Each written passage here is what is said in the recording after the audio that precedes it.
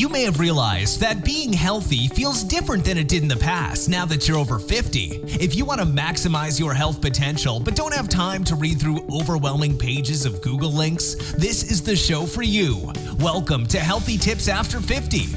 We love doing the research, finding solutions, talking to health experts, and learning what works and what doesn't. Now, your host. She spent the last 25 years dedicated to feeling her best and is here to share her best findings with you, Susan Rosen.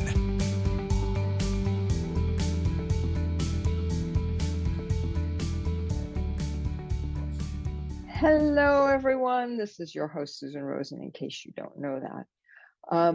And I have a wonderful woman here who is my guest today. And we have just been chatting away, just like old friends. And it's been a lot of fun. But now we are recording for all of you guys to listen to. And her name is Ruth, and I'm going to really bungle this one, Yunker. Yeah, perfect. Oh my God. Okay. And I didn't even ask. Wow. No, so Ruth is a writer and humorist, and she has published 3 books, 2 of which sound really exciting, not quite so applicable to this podcast, but something that I do love to do, which is travel. Wow. Yes, both of them about Paris, exploring Paris, which is one of my favorite cities. I don't know what it's like now because it's been a long time since I've been there, but we won't get into that. This is not a travel podcast. Yeah. And her third is Baby, I'm the Boss of Me, My Journey to Ageless, which she is holding up here. Thank you very much. And very nice picture. Thank you. And Ruth has found the way to tackle the coming of old age that promises to be a fabulous continuation of the joy-filled life she's living now. She plans to use optimism, personal power, and curiosity to carry her through while maintaining her sanity, sense of humor, and joie de vivre. Her book, Baby, I'm the Boss of Me, tells you how you can do that too. So welcome, Ruth. I'm very happy to have you here and very happy to make your acquaintance. Thank you. And why don't you tell us a little bit more about yourself and what kind of brought you to this point in writing this book as well? Yeah. Well, what brought me to this point was turning 70 almost 3 years ago. That was a terrible shock, blow to the ego, and no amount of saying, well, you survived this long helped. You know, and at first I wasn't going to talk about it. I mean, my personal friends knew me, but, you know, on social media or something like that, you know, I didn't even have a big party. I had a big party for my 60th. I sort of thought that and that was wonderful. But yeah, so I turned 70 and it took me a week to, you know, get over it and say, hey, it was my 70th birthday. Oh my God. And have everybody say, oh, you look so great and stuff like that. And then I woke up one day and it was my 71st birthday. Oh. And then it was my 72nd birthday. And that morning, I got up and I looked in the mirror and I saw the same person that I've always been, it feels like, you know, and yeah. I suddenly understood, and I didn't feel like any age. I didn't feel young. I didn't feel old. I just felt like me. And for the first time in my life, the true meaning of the word ageless hit me. And ageless for me doesn't mean somebody who's just living forever. It means you have no age in your mind. You're just who you are. And so that's what got me to here. And along the way, like with my book, I've developed, you know, things that I think work for me and maybe they would work for other people. I honestly don't care how anybody handles their aging. You know, I mean, you get the people that will say, well, sure, but you work at it. And, you know, the naysayers, and I'm going to do it organically. Well, fine, you know, do whatever you want. As I've gotten older, and I'm the second oldest of a large family, and I have 2 children, 2 ex-husbands, a myriad of pets who have gone over. I have gotten a lot less controlling, I think. I don't know what my siblings would say, but, you know, I've just learned what's worked for me really, and this is also works for aging, is, if I can't do anything about it, then let it go. And the other thing that I did a few years ago was I consciously gave up worrying. Now, I haven't been able to complete the process, it's practice makes perfect, but I gave up. Suddenly it became very clear to me that worrying about things that I had no control over was, a killer. You see these people with these long, desperate faces, and it's the worrying thing is awful. Of course, there's things to worry about. Do what you can about them, but then I always have a backup plan in my mind too. So, but the worrying thing, that I think that just drags people down. So that's one of my many helpful hints about getting to the stage of feeling as good as I have. I've never been at a better weight. I have arthritis in my lower back from being a huge over-exerciser. I do yoga very seriously. I walk every morning, and I'm lucky enough to be by the boardwalk on the beach, and I I used to jog, but my back, I have scoliosis. That won't handle it anymore. And I have my son is constantly telling me how to take care of my health. So he's a health fanatic. And I found that getting older takes a lot of work, or it takes a lot of work for me to stay on path with, again, the joie de vivre, the being curious, being, brave about things, wanting to try the new thing, and not settling. Or, I know there's things that I do that, like my mother or my father may have done, or, my father used to always kind of hold things with his hands and drop them like that. And I'm starting to do these finger exercises so that good thinking. Like stay strong in your fingers, a little balancing act where you stand on one foot. Now, luckily with yoga, I have a lot of experience of how to maintain it, but my scoliosis is I would be sitting like this if my body had its way. I'm on a straight back chair right now. I go to a chiropractor every other week. He straightens me up. And, it's a job. When I see an older person who's older than I am, and I can tell they're in their 80s or their 90s, and they're out and about, beautifully, meticulously dressed in whatever, if it's casual and they're standing straight.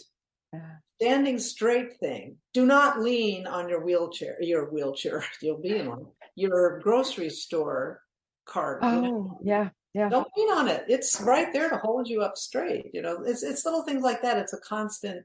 So I mean, for me, that's the health part of it. The psychological part is different, and that got developed more during the pandemic. And we were all at home, which I personally loved. I mean, I love my social life, but I liked it. It was to start noticing in your daily life those little tiny miracles that you don't even notice, and stop fretting about the big stuff or feeling sorry for yourself. Unless you have real serious reasons. And I'm not talking about that. I'm not talking about severe depression, loss of children, or that is not what I'm talking about. I'm talking about just your average Joe like I am, who says, oh my God, this is the best sip of water I've had all day. Thank God for water. There it is. And it looks very pretty on my table, or just anything. This is my favorite pen. They tried to get rid of it, so I found it on Amazon. Thank God for Amazon. But to take joy and pleasure in the tiny little things that are in your house that you don't pay any attention to. So many people don't. So that's it. Oh, and then I am an alcoholic, and I quit drinking 22 years ago.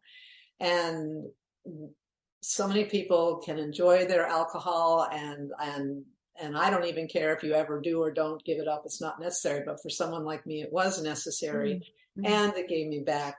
I gave myself back my intuition, trusting my gut instinct after 8 years of sobriety, coming up to 22 years. And so that helped me too. I mean, I eat sugar, I eat whatever I want. I just don't eat too much. I exercise a lot. I do all that kind of stuff. But it's the psychological work, I think, is key. Yeah, no, I agree. And well, first off, congratulations. Oh, because thanks. you've done a wonderful job. I can tell. Oh, thanks. So, Yes, I'm surprised. but yeah, there's it makes such a huge difference in people's lives. I know it made a huge difference in my life. Just to realize that, we're okay. Yeah, We're okay just the way we are. yeah, There's all these other things that may be going on. There may be issues that come up. There may be, sicknesses and changes, and, it goes on and on and on. But at the bottom of the whole thing, we're all okay. That's why worrying doesn't do anything. It doesn't create anything except negative. and your organs are screaming, leave me alone. Do you know Yeah. what this is doing to my kidneys? You worrying about money again? Yeah. Yeah, I think that's something some people worry about no matter how much or how little you have. You worry about that for your entire life. I saw my father, he didn't worry because he worked hard. He was quite successful. But he said, it all works out. It all works out. Maybe you don't like the answer at first. You don't get that job you want. The first place you send your book to, they don't accept it. You're the kid, the first time he says to you, I hate you, and he's 14 and you want to kill him, but you love him too much to kill him yet, or by accident. But it's particularly, I don't know. I was never a whiner exactly. I got moved around a lot as a child, so I could feel very sorry for myself about that. But every single move was enlightening. Understand the people that lived in different places. Yeah. I was telling you earlier, I could get along anywhere. Really. I understand people who speak English with accents, and I go out of my way to be that way because when I lived in Belgium, my French was spoken with an accent, and people made it a point to understand what I was saying. And so it's kind of a settling. It's not even a settling back, but although I don't like naps as much as I used to, but I don't like to get up in the morning, and I get up early. But I don't understand. Well, here's the thing. I think it gets in your brain patterns get engraved in your brain, and it takes a huge amount of work and time. I also believe in therapy. I'm not in therapy right now, but I have been off and on my life.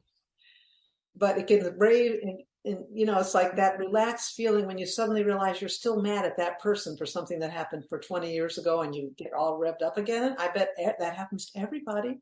I have an argument with somebody every morning when I'm making my bed, and every morning I say, okay, I'm done with that argument. We get along now. That argument's done. So then another argument pops into my mind, and I'm finally beginning to make my bed without there being an argument. I'm always a little stressed out when I make my bed.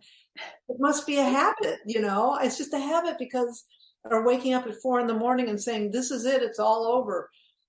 The other day, what was I worrying? Oh yeah, I was starting to worry about the same old thing that I worry about, whatever the current thing is. And then I said to myself, you know what, Yunker?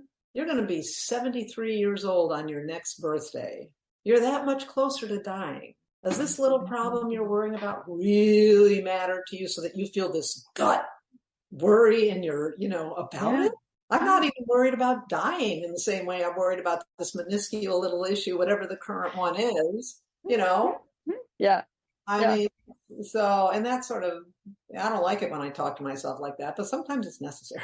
Yeah, no, you do. And I think as one gets older, you have to keep reminding yourself that that there's a lot less time ahead of you than there is behind you. And you better remember that and do the things that are important. Yes, but don't let it upset you. Don't let it scare you about dying, because no, not that. I totally agree. But it means that you should stop worrying and rewinding the tape of past things that drive you crazy. Exactly. And just spend some time thinking about the things that make you happy. Right. Like and living your life. Yeah. I've suddenly thought, oh my God, barbecue potato chips. Right down at the corner, there's a little store and they have my favorite barbecue. I'm digressing. I don't eat that barbecue potato chips, but it's an issue. But plain ones be fine, right? No, oh God, Oh, no. okay. No. That's like Okay, people who sorry. eat their hamburgers without a bun and call it a hamburger. I have a whole chapter in my book about people who eat their hamburgers without a bun. One of my sisters is like that. I'll have a hamburger, please leave the bun off. All you have then is a naked, bare, very embarrassed meat patty. Just so you know. Well, hopefully she puts mustard or ketchup on it or something to obscure the flavor. Oh my God.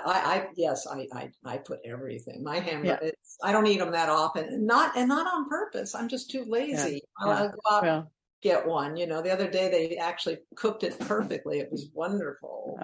okay. Yeah. See, I don't do hamburgers. I'm just allergic to the whole cow. So anything that comes from it Yeah. is Well, just, you have a whole, see, now that's a whole different thing yeah. that you've learned to accept. Mine is the scoliosis, the back issues. I mean, they do hurt. I mean, it's like when I stand up from this chair, I'll have to stretch out, and it's a constant issue.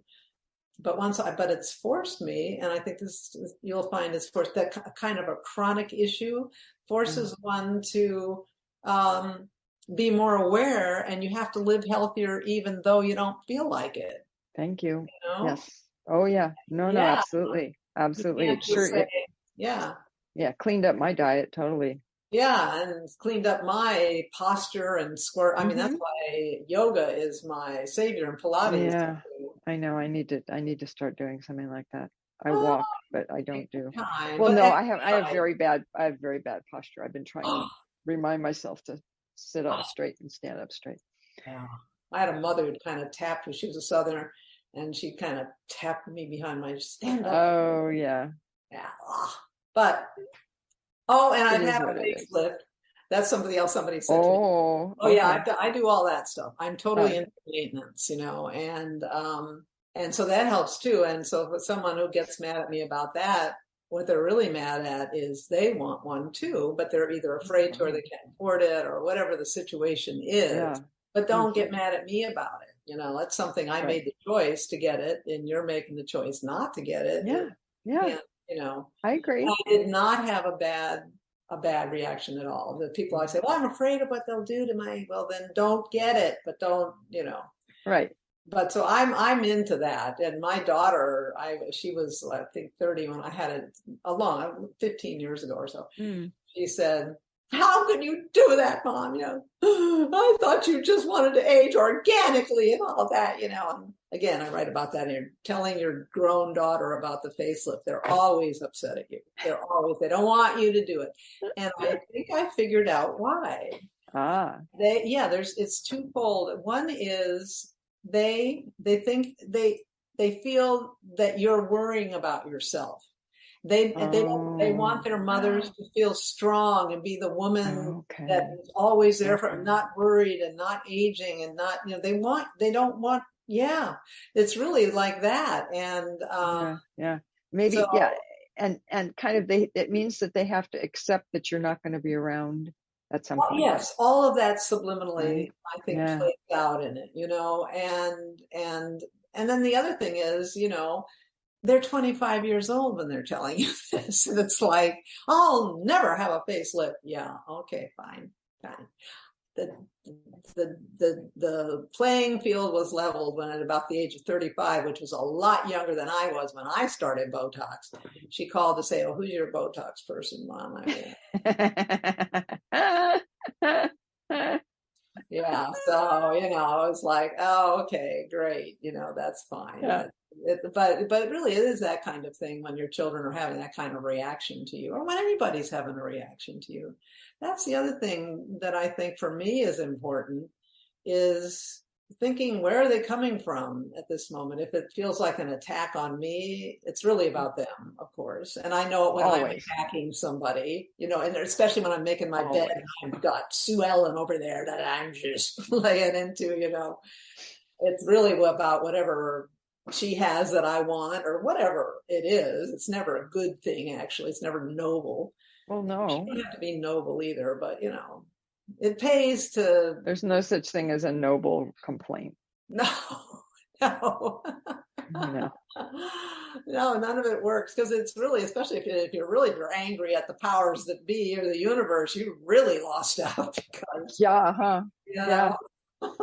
Yeah. You're really wasting your time. Yeah. Oh, I mean, or believe what you want. Like I believe, my father used to say, look, we've got a little guardian, and he was a successful corporate exec. We've got a little guardian angel on our shoulder, and they may be not paying attention that much to you that day, but you've always got a little somebody. I think what you have is your inner self, whatever it is, and Yes. feel happy, be proud of yourself. If Yeah. if you know how. Again, we're talking about if somebody's got parents that blew it badly raising them, that's a whole other issue. And in that one, I say, go to therapy, please. The first time I went to therapy, I walked in there and I sat down and I thought she was going to ask me questions. She said, okay, start talking.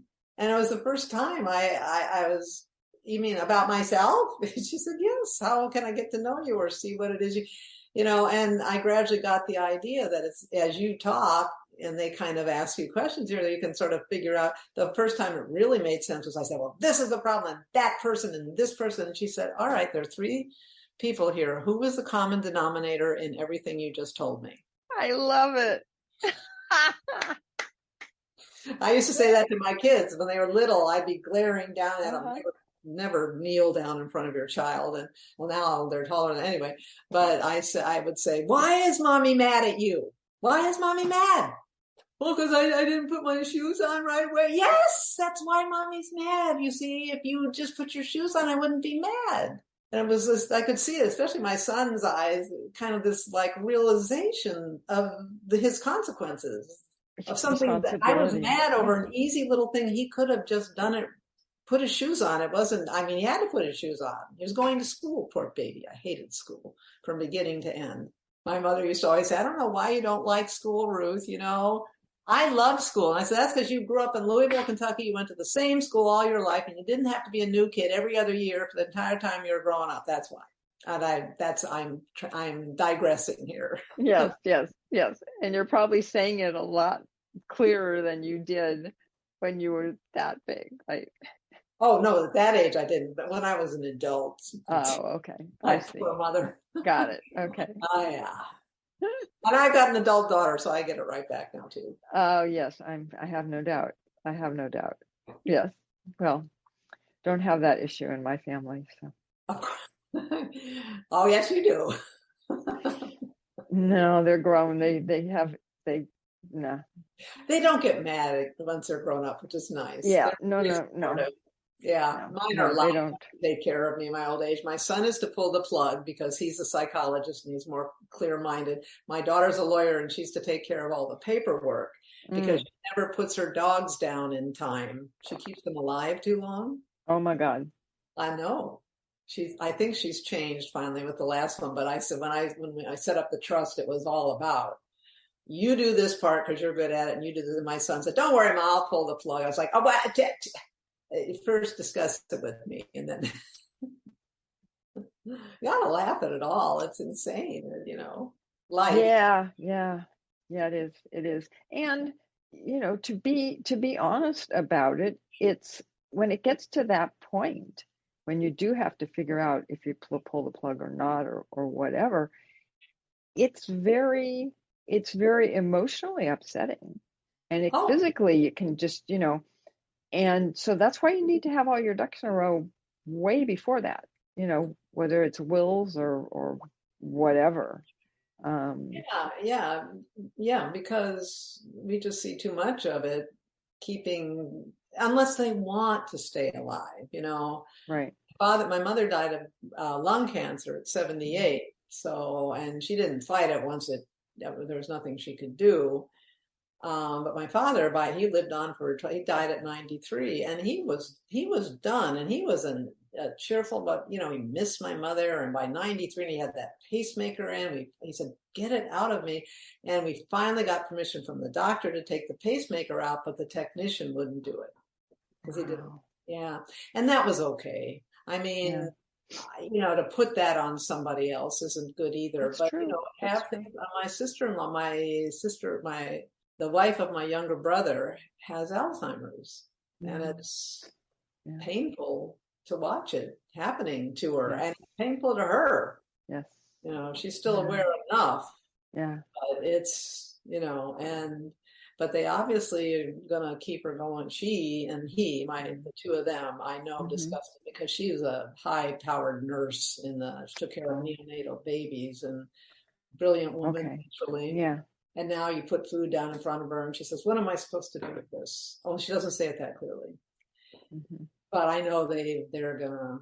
Yeah. He's staying with her. They didn't make any plan for her to check out early, so and now it would be too late. So Yeah. Yeah. everybody No. has their No. way. That's. Oh yeah. No. That's my mother. My mother did. I mean, she came up here and things didn't work out, and I think the reason she came up here to be with me was, which that's totally upended my life, but that's a whole nother story. Um, she was ready to go. She was in her mid-90s. Yeah. She was having a few, episodes where she think that the guy, she kept saying the guy upstairs was Ah, talking about her, except there was no upstairs. She was on the top floor. Um, you meant God, her God. That's what I think. It's a yeah, bottom exactly. Yeah, line. really. Yeah. That's But okay. anyways, but she went, my one of my brothers came and we helped her. We helped her leave, and bless her heart, she wouldn't leave while either of us was in the room with her. I think my She father. waited till the nurse was there at her house. She actually wasn't a nurse. She was, someone who had been working with her Yeah, and helping her. And that was when she went. And that's. so long. It took so long. God, how exhausting it was. I know. 3 worst weeks of my father's life were his last three because he wasn't actually ill. I mean, he'd had a Yeah. stroke Yeah. a year before then. I'd gotten him. We were having dinner and he had the stroke, and we got Oh, him in time for the stroke medication and all of that work. But when his body starts shutting down, and we just did hospice because we asked, and right. and one of my sisters and I made the choice that this, instead of propping him up one more time because he wouldn't drink Right. water, he wouldn't eat, he didn't want to walk. He was just, Yep. You he got said, it. I'm tired of this. I'm tired Yep. of this. So, Yeah. but your body doesn't feel good when it's shutting No. down. Yeah, that was surprised me. I used to say, "Oh, I'm going to do a lot of cocaine when I'm dying so that I can be on top of things." You don't care about things like that. No, my No. mother didn't either. She let go very, very slowly. Went on hospice, did 3 chemotherapy times, and Uh-huh. said, "Nope, Oh, wow. this is Okay. not going to Yeah. do." Yeah. No, my mother, we brought in hospice and they very nicely agreed to her going, Yeah, you just keep on her own. more and more. She just, yeah, well, she stopped eating and drinking and they gave us morphine to give her. Yeah, that's what we did with my mother and my Yeah. father, Yeah. and So, hospice was wonderful that way. I mean, we put yes. our animals down the minute we know there's an issue. Hmm. And the animals are fine with it, really. They don't Yeah. know. Yeah. No, I know. Yeah. Yeah. Yeah. Well, there's a But now wonderful, yeah, living yes, at an yeah. old Well, age. I was just going to put in a plug for a wonderful organization that has been fighting for this, which is called Compassion and Choices. Oh, wonderful. Yes. And California, they actually started up in Oregon. And a Yeah. couple of years ago, they actually got it passed through the California legislature as well. So people can make that choice And and that do is, it legally because it used to be illegal. oh, I know. I Yeah. mean, to me, when I know someone who's made, because I don't know if I'd be able to actually have the nerve to do it. You know what I mean? I don't Yes. know. I really Yeah. don't know.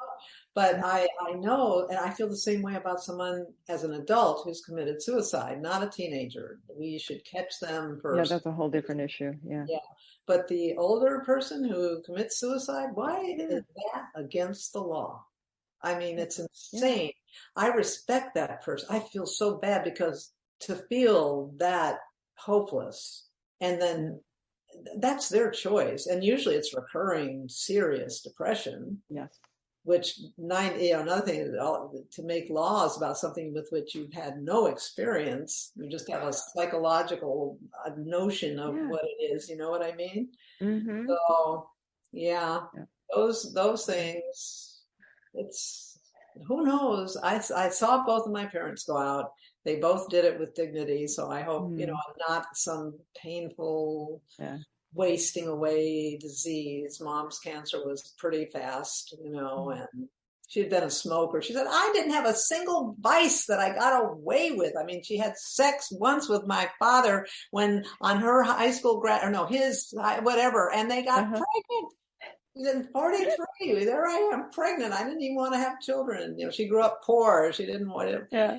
Found herself, and I found out that they had to get married when I was 12. And so I was in the middle of puberty. Went rushing into the bathroom there in Belgium. She's on her knees at the bathtub bathing my 3-year-old sister and my 6-year-old sister. Oh no. Two beauties with the newest baby on the bassinet over there. I mean, the wages of her sin, and she's 38 years old. I realize now at the height of her beauty. And I rush in there, a good little Catholic girl, and said, I just figured out you and Dad had to get married. And her whole face. Oh no. And my and then I started crying and slammed out of there. And as I was slamming out of there, I heard the older of the little sisters say, is Ruthie crying? It was a terrible, I apologized to my mother so many times, and I got it back when my 15-year-old found my marijuana in my husband's socks. Now why she was looking in there, I don't know. But anyway, then she said, you lied to me.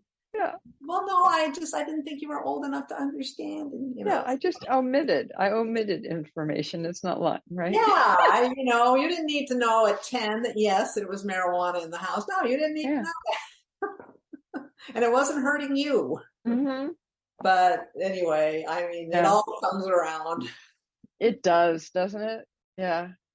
I think the circle of life. I was going to say, I don't know how you feel about this, but also, and it depends on the person, and women have to make their choice. But in terms of my aging process, what I also believe in for myself is hormone replacement. Ah, okay.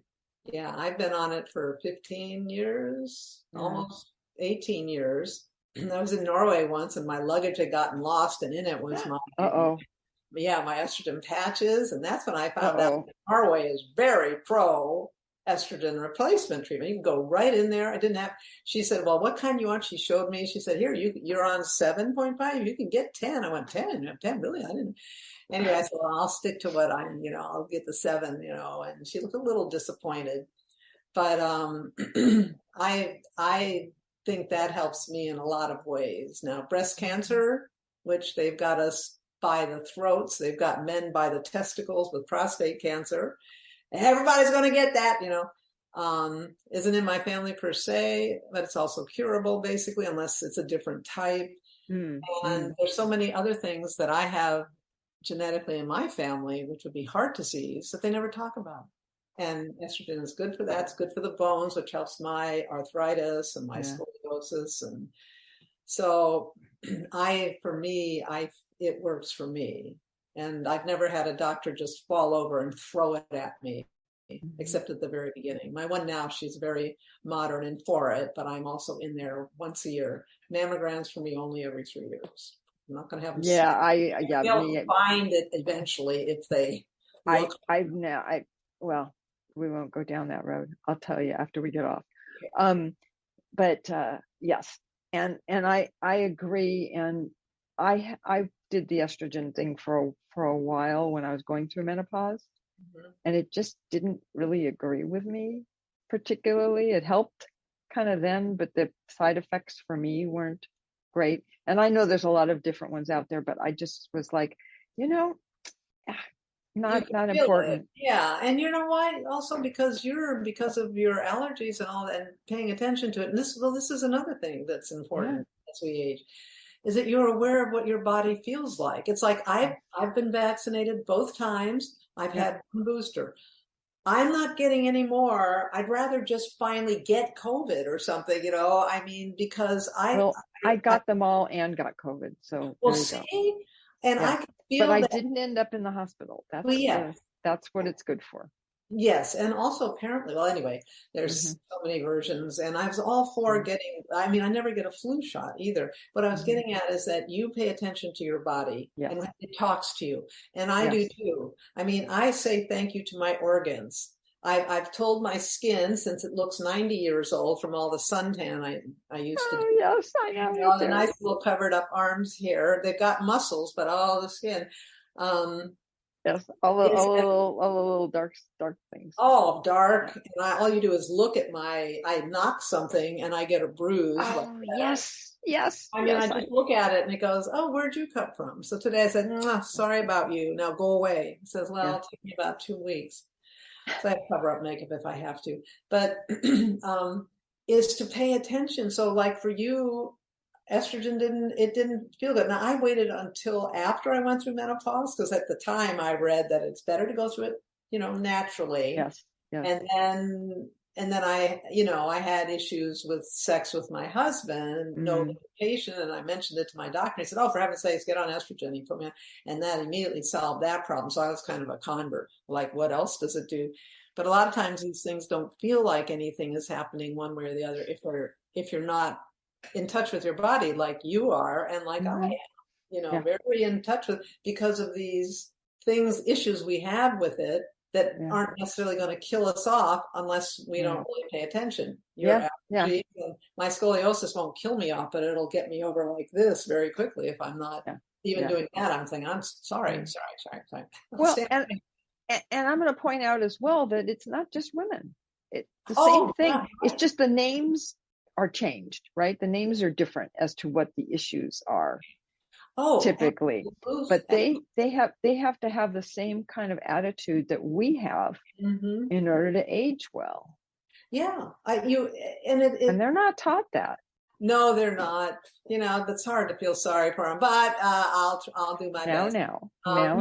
I have a son. He said to me the other day, "You think I need Botox?" I said, "Oh, no, you don't. You've got beautiful skin. The daughter, she's got beautiful skin too, and she's a little bit younger, but she's more stressed out than he is." Well, that'll do it. Yeah. Yeah, right. Well, it's going to be in the podcast, so that you. No, I'm kidding about that. I mean, I know. She said, somehow I found myself in divorce law. And she said, I don't know how this happened. She's on her own. And she said, it's just exhausting. During the pandemic, boy, business boomed. Oh my God. That makes perfect sense. I know. It's kind of funny. That makes perfect sense. All of a sudden people had to actually be spending time with each other. Yeah. And with this, the overwhelming sense of weirdness that what I found fantastically interesting about this pandemic is that it was worldwide. Yeah. I mean, it was worldwide. Nobody could say, like somebody liked to say, well, our country is such a mess and look at this pandemic we have. No. The whole world had this pandemic. Yes. I mean, down in China, not China, they already wear masks, but like anywhere, South America, everywhere, they just, and the one thing I like about Instagram is it's so international for me anyway. Yeah. I mean, the same complaints were going on. Yeah.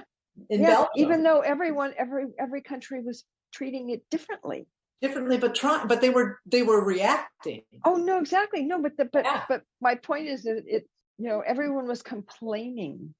They were complaining either about the masks or they were complaining about having to stay home or whatever it was. They were always complaining about whatever it was. Yeah, the whole world. The whole world was doing it. It's like, hello, knock.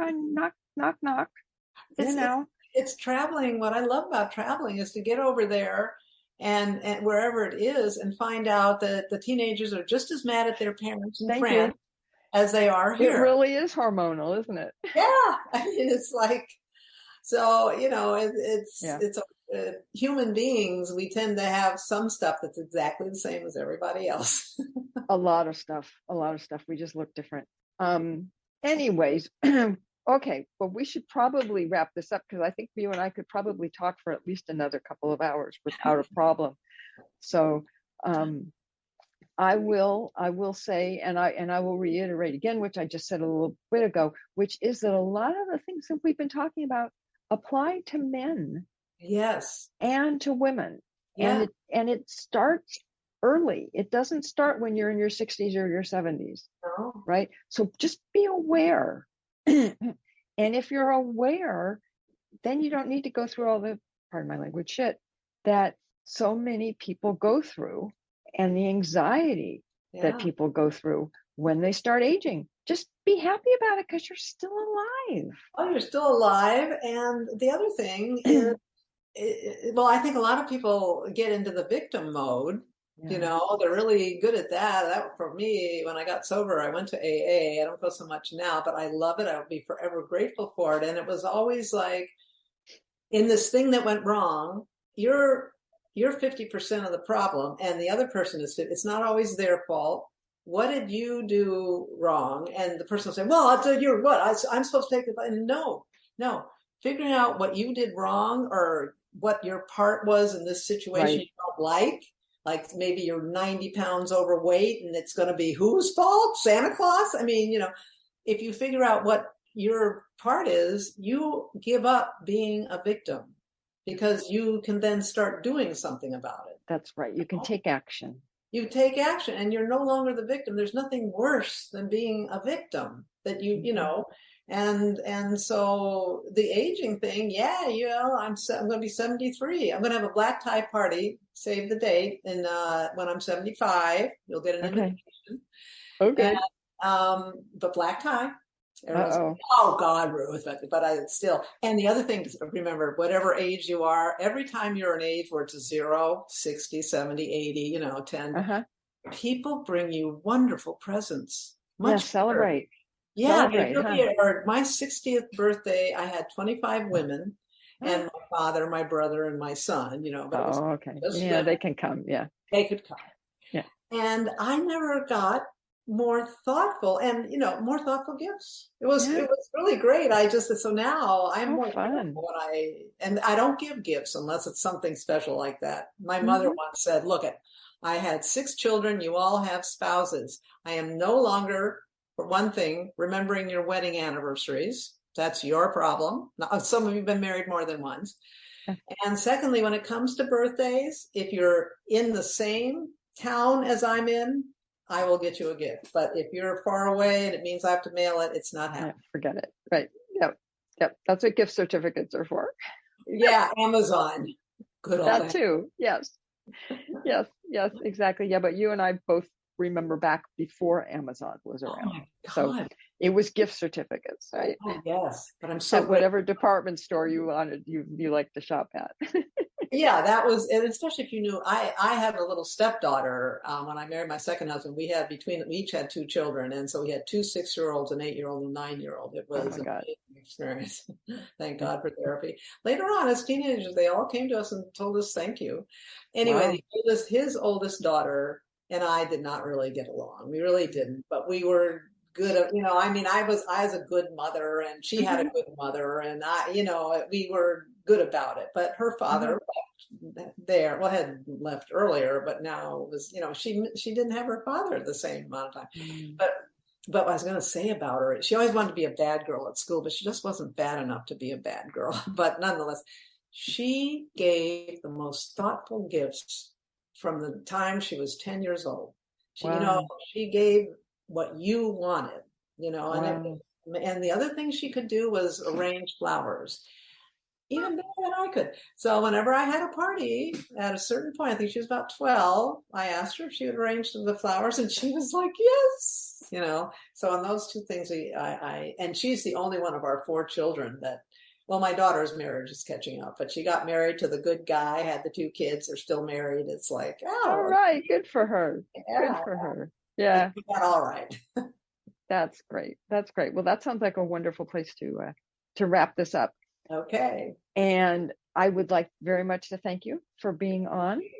And I will also end this as I usually do, which is that this is not to be seen as medical advice. It's just good advice. And neither of us are medical people. Neither of us are doctors. So I'm a humorist. Well, there you go. And I'm just, a layperson out here, pretending like I know all this stuff. So on that note, I will say goodbye, and I will see all of you next week. Hello, everyone. This is your host, Susan. And I wanted to say that I really hope that you enjoyed this interview, along with all of my others, that has so much valuable information. And I know that I enjoy doing them, in case you hadn't figured that out. To thank you for being a Healthy Tips After 50 listener, I'm offering the gift of a powerful coaching experience with me to anyone in the HTA 50 family. If you are interested in a gifted session with me, send an email to susanrr@healthytipsafter50, and that's all spelled out except for the 50.com, and put the word gift in the subject. And that's it for today. I will talk to all of you next week. This has been Healthy Tips After 50 with Susan Rosen. To stay on the cutting edge of the most effective health strategies, subscribe to this podcast and let us know what you thought of the show with a comment or like on iTunes. Visit healthytipsafter50.com for this episode's show notes, more resources, and free offers.